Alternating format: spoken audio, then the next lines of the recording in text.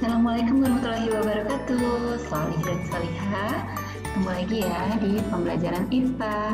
Nah, pada pertemuan kedua kita akan membahas adhesi, kohesi, meniskus, serta apa sih itu kapilaritas. Adhesi dan kohesi. Kalian lihat ini perumpamaan gambarnya ya. Kalau adhesi, coba kalian lihat. Apa bedanya gambar antara adhesi dan kohesi? Kalau adhesi, lihat ini ada dua gambar yang berbeda, sedangkan kohesi ini sama. Artinya, adhesi adalah sebuah gaya tarik-menarik antara partikel yang tidak sejenis. Misalnya antara cat dengan tembok, itu kan tidak sejenis. Cat itu zat cair dan tembok itu zat padat. Kemudian kalau kohesi adalah gaya tarik-menarik antara partikel yang sejenis. Contohnya adalah tadi cat dengan cat itu sendiri, ya. Yang kedua, ini ada gambarnya nih ya. Orang sedang mengecat sebuah tembok. Kenapa cat tersebut bisa menempel pada tembok? Tadi karena adanya adhesi dan kohesi. Adhesi adalah gaya tarik-menarik antara partikel yang tidak sejenis. Di sini partikel yang tidak sejenisnya apa? Yaitu cat dengan tembok. Nah, karena adhesi antara cat dengan tembok itu lebih besar daripada kohesi di dalam cat itu sendiri, maka cat tersebut bisa menempel di tembok, ya. Kemudian yang gambar kedua ini ada air yang ada di atas daun talas. Kenapa dia tidak menempel? Karena kohesi dari air tersebut itu lebih besar dibandingkan adhesi antara air dengan daun talas tersebut. Ingat ya, adhesi itu adalah gaya tarik-menarik antara dua zat yang berbeda. Kalau kohesi itu antara zat yang sama. Nah, selanjutnya ini ada meniskus. Apa itu meniskus? Meniskus adalah bentuk permukaan air ketika kita tuangkan ke dalam tabung.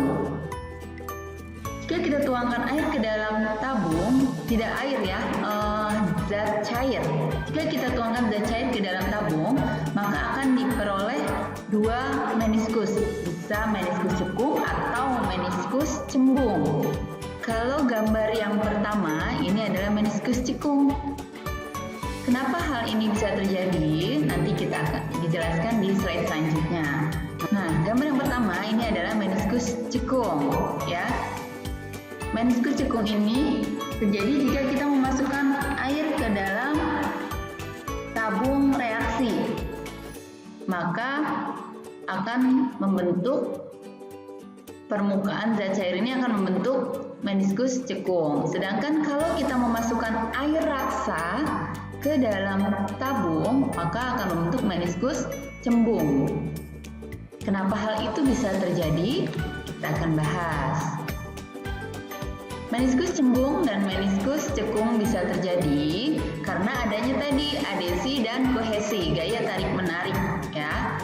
Kalau zat cairnya itu dia datar, ketika dituangkan ke dalam suatu wadah itu, maka adhesinya sama dengan kohesi. Artinya gaya tarik-menarik antar partikel air ini sama kuatnya dengan gaya tarik-menarik antara partikel air dengan lapisan dengan dinding-dinding ini, gelas ini ya.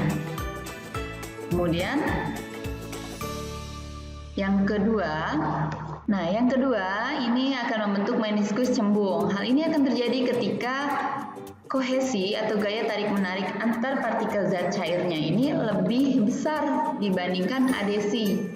Dibandingkan gaya tarik-menarik antara zat cair dengan dinding-dinding tabung atau gelasnya ini.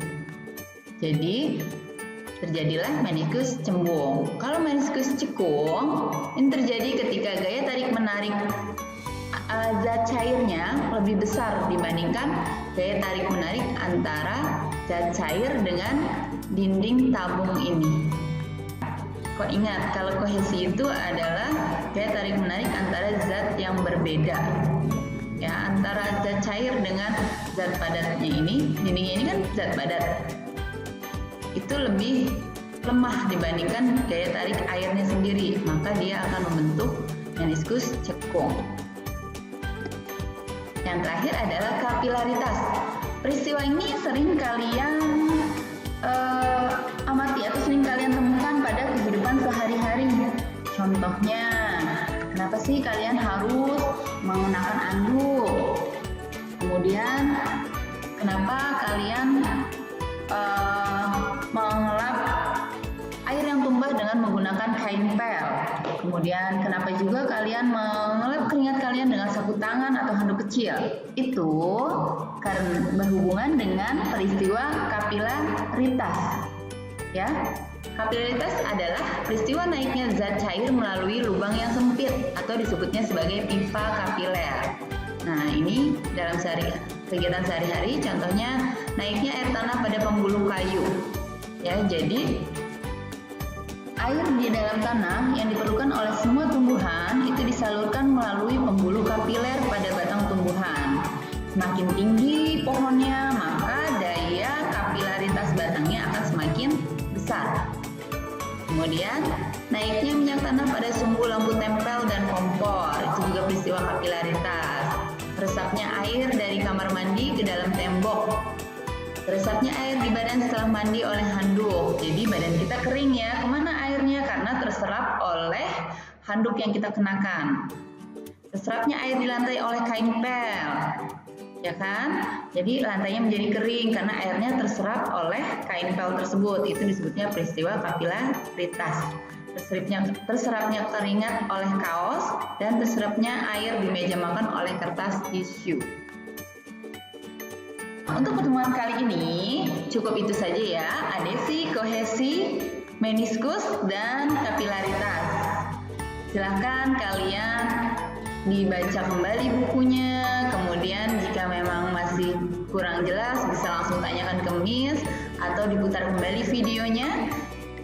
Untuk minggu ini silakan kalian kerjakan uji kompetensi di halaman 36, halaman 101 ini mengenai adesi dan kohesi. Kemudian uji kompetensi 3.7 halaman 104 ini mengenai kapilaritas.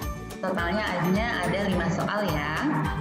Selamat mengerjakan anak-anak, semangat selalu, jaga kesehatan. Wassalamualaikum warahmatullahi wabarakatuh.